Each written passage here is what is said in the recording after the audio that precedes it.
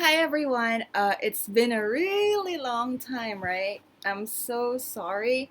I just realized someone sent me a message, "Hey Mira, it's been about 2 months." I'm like, "No, it's only been a month." I was really busy because I had some schedule changes, and sometimes I log on to my Facebook. So I reply messages, and then some people would send me some problems, and then I can still reply. And I do check. And thank you so much. Oh my God.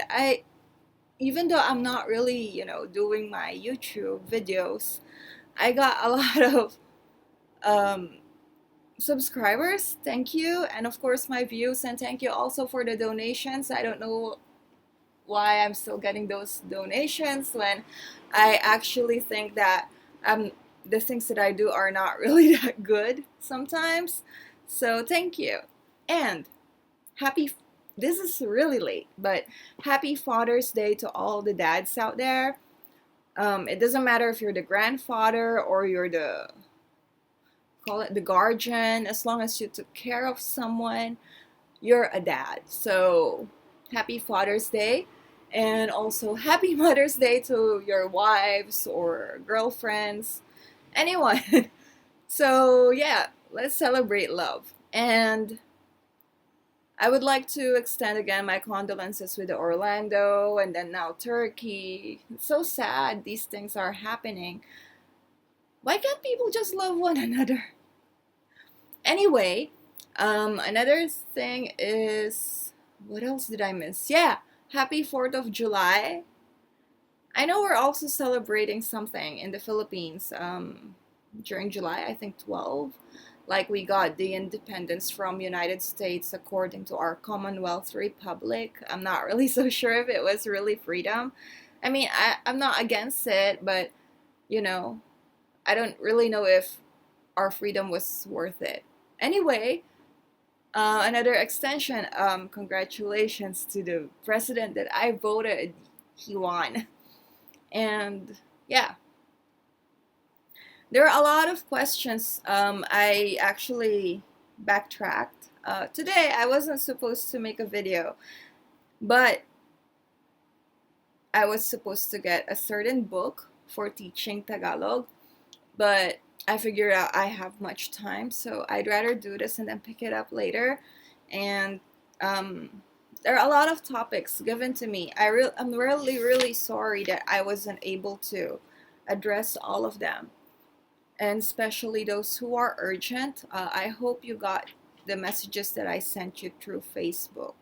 So they are also sending me some problems through there, and since I can't make a video, I usually just reply. So if you have anything like that, just send me a message, and then if I have time, I'm gonna reply, okay?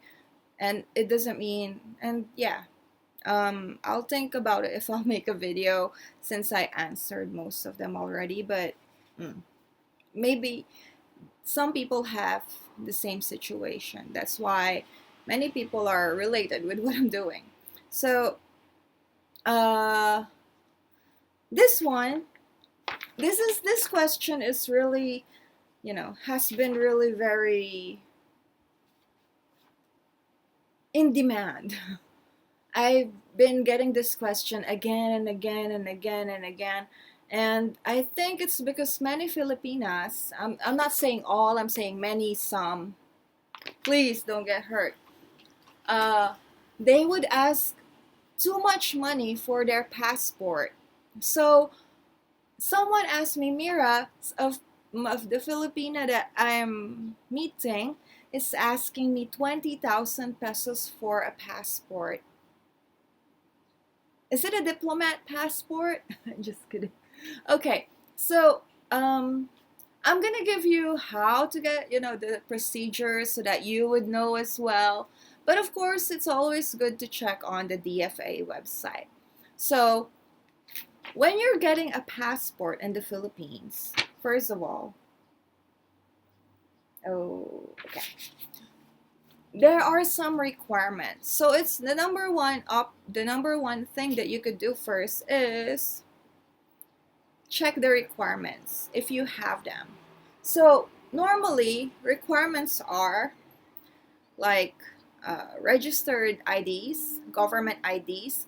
These would include SSS ID, driver's license, PRC. PRC is professional license. For example, nurses like that, teachers or engineers, voters ID, and so on and so forth. Now, if, for example, the girl doesn't have these, the DFA would ask for other documents such as old school ID. These IDs, that's why I kept mine, and it's really awful when I see them. It doesn't look like me. And then it could be an old college ID, and then an alumni ID, or yeah, old employment ID, which is not really sufficient because some employers, like me, I had this experience that they took my ID after I worked for them.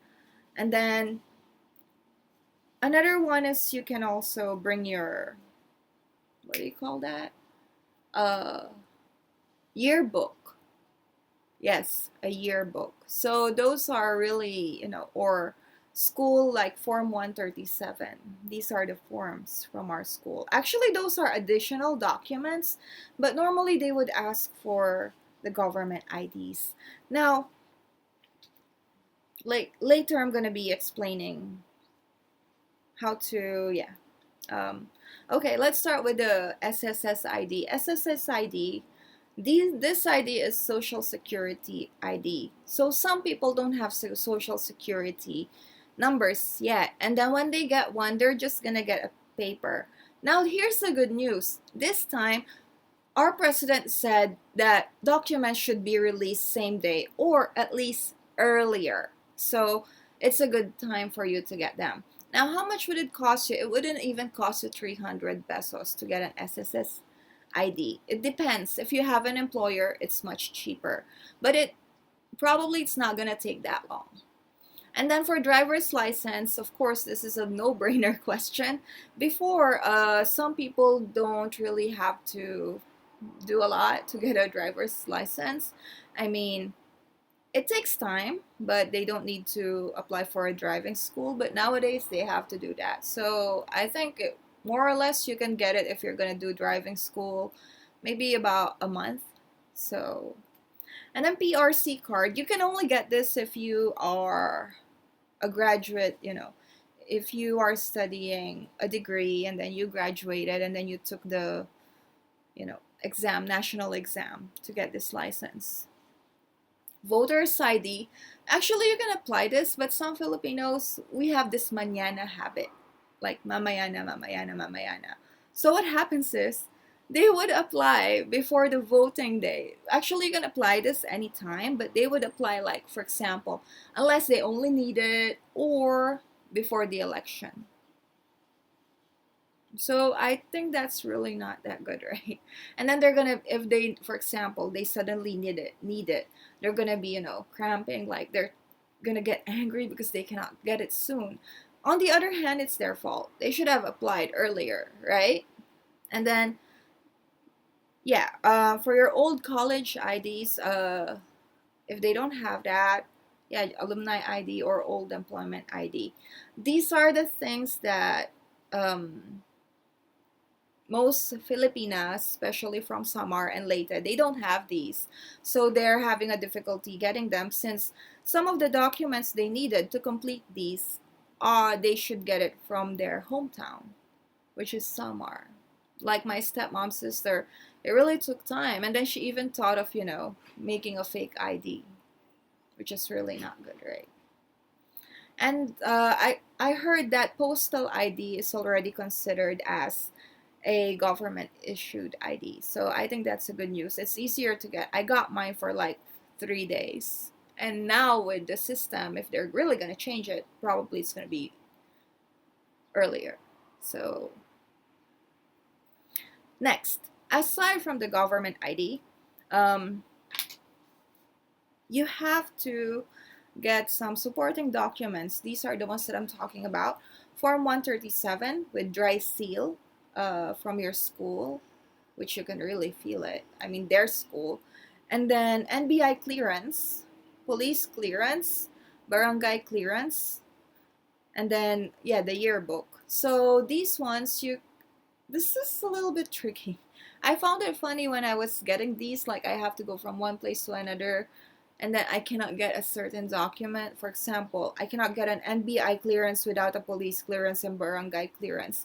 So they have to know the system. It would be better if they're gonna go to a barangay first. Barangay means the small town, and then they get a clearance from the barangay captain, and then they can go to the police station to get a police clearance, and then go to NBI to get their NBI clearance. Now the costs for these are really cheap. It wouldn't even cost you about more than 500 pesos to get all these documents.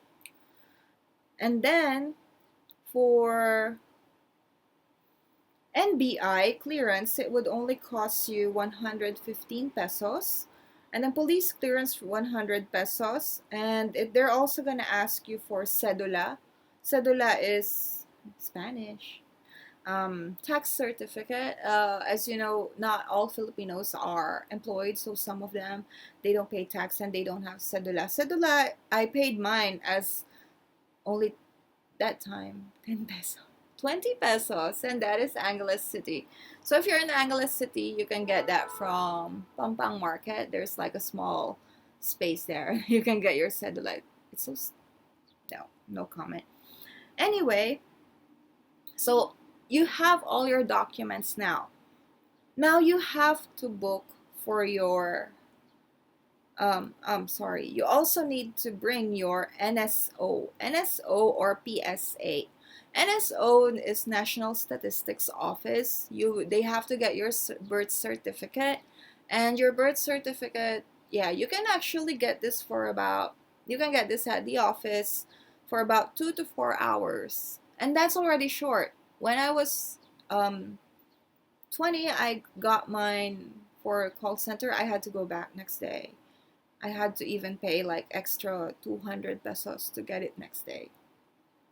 But nowadays, before I left the Philippines, I got it for 2 to 4 hours. So, well, it's not really difficult. You just have to fill up a form and then give it to them. And it would cost you about 120 pesos.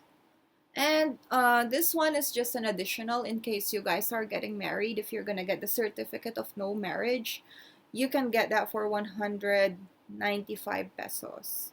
And usually it's the same day or next day process as well. Because I took my stepmom's sister's Senomar. I mean, she applied, and then I'm the one who got it from the office because I was getting my birth certificate as well that time.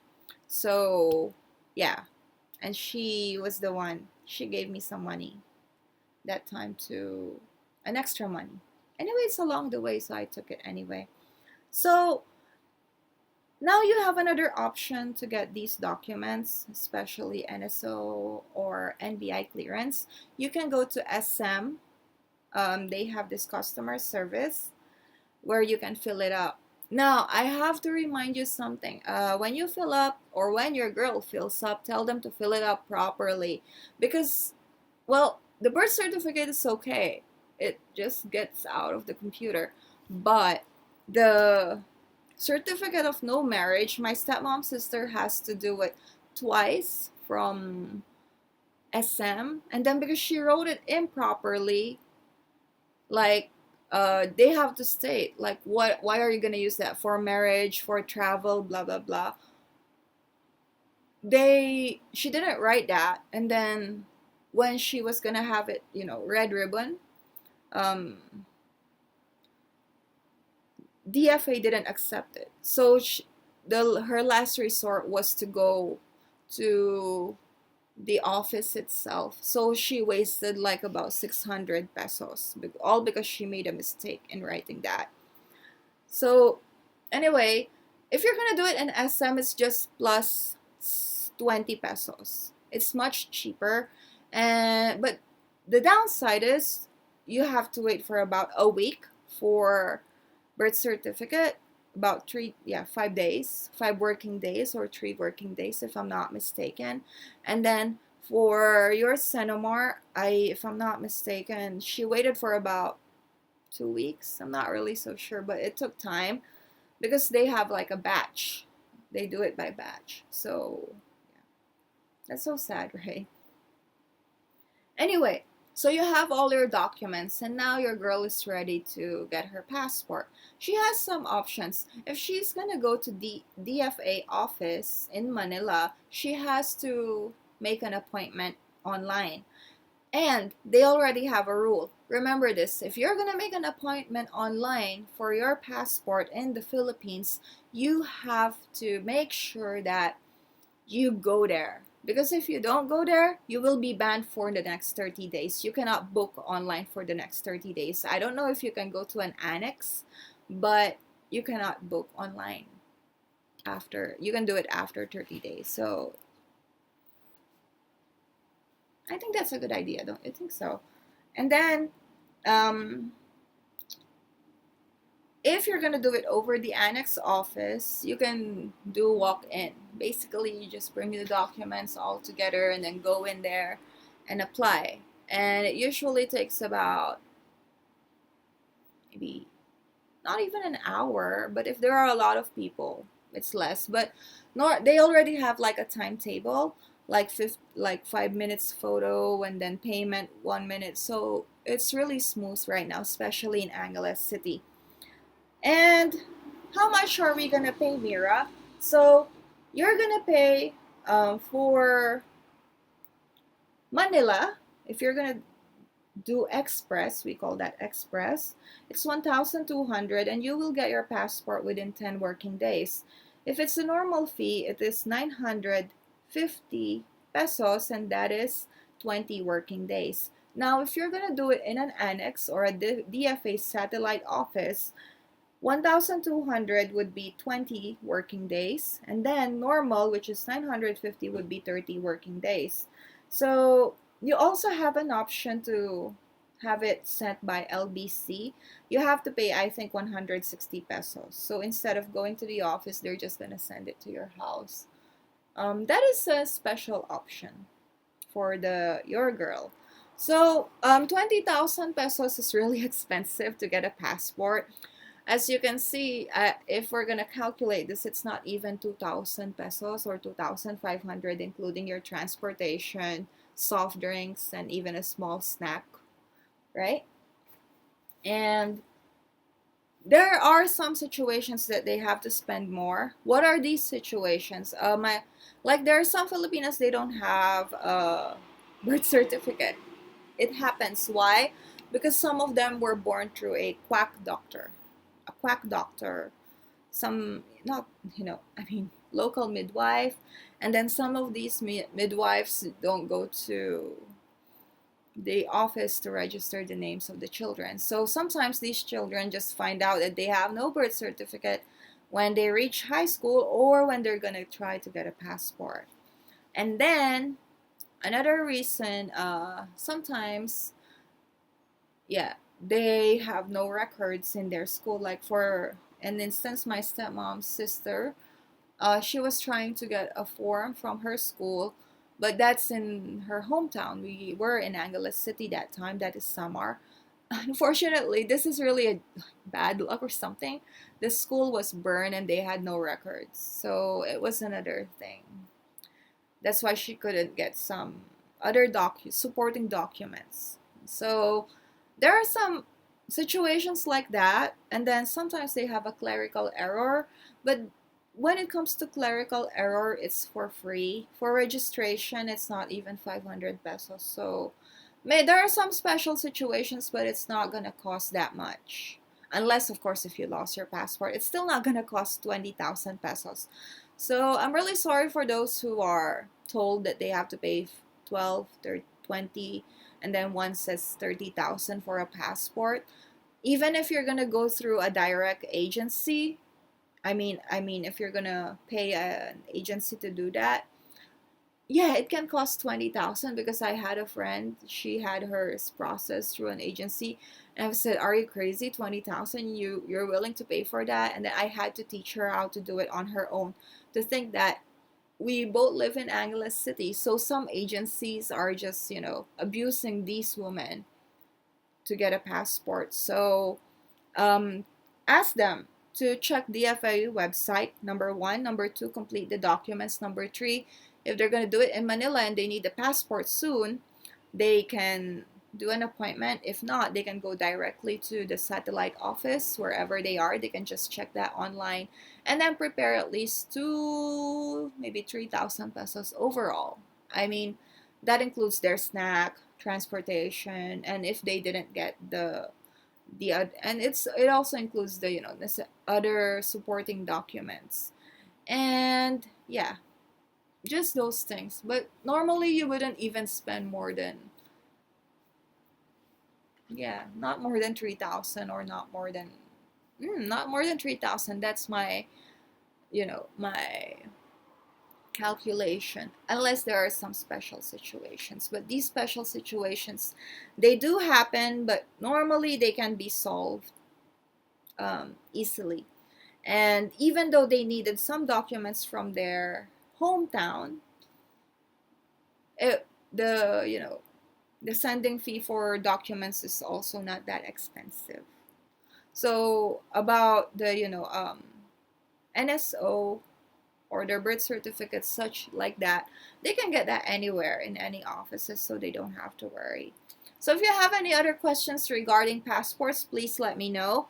And for those people asking too much money for their passport, sorry if I had to tell this, because I have been asked many, many times, and I'm just stating the truth. So if you guys don't believe me, you can go to the FIA website. Mm-hmm.